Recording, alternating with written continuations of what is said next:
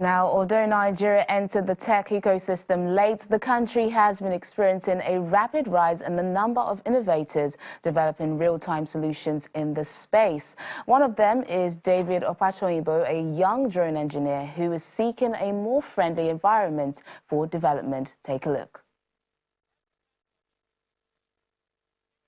David Opatoyinbo is a young Nigerian drone engineer and enthusiast. His journey started with paper planes, cartons, foams and cans to build static models. As time went on, he evolved and got access to electronics and could make drones that were able to fly. It started when I was a little bit smaller. As a kid, I was fascinated with the flight of birds. And that led me to start researching about, okay, what makes birds fly? So due to my research, I got to know about airplanes and also got to know about what we call drones, unmanned aerial vehicles. So I was interested in that, and I started doing my study about them. That's how the journey began. David, who is also an aviation student at the International College of Aeronautics, says his parents were not receptive at first, but they turned around. Well, at first it was strange. It was alien because they were like, how you say you want to build an airplane that is going to fly, a small one and the rest. But along the line, they got used to me building stuff together, and they were very, very supportive.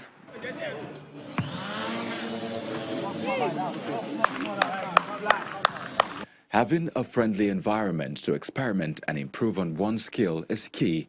Does Nigeria provide such atmosphere for development? I would say in some aspects, yes, and in some aspects, no. One of the things is many of these parts are not manufactured in the countries of present. So we have to import all these parts into the country.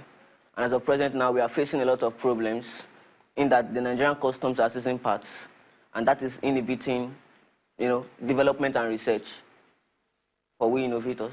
It wasn't exactly a smooth sail for David. What were the hiccups he encountered? Well, one of the very first challenges is finance. Many of these drone components are expensive, and because they are not sourced locally, the conversion rate of the currency and many other stuff pose a very, very big challenge in getting all those parts. And aside, so when the part also gets damaged, we need more time to get them shipped to me and stuff like that. While controlling a drone is relatively safe, it does have little hazards.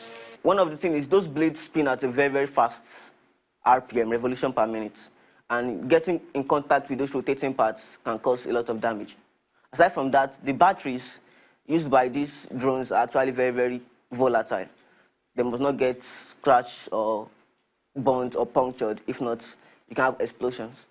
The drone engineer hopes that more can be done to make the journey easy for innovators and also boost the space. I'm appealing to the government to recognize the innovators, the indigenous innovators, individuals and organizations, and provide waivers for them so that they will have access to get all these components needed for their research and product development of drone technology.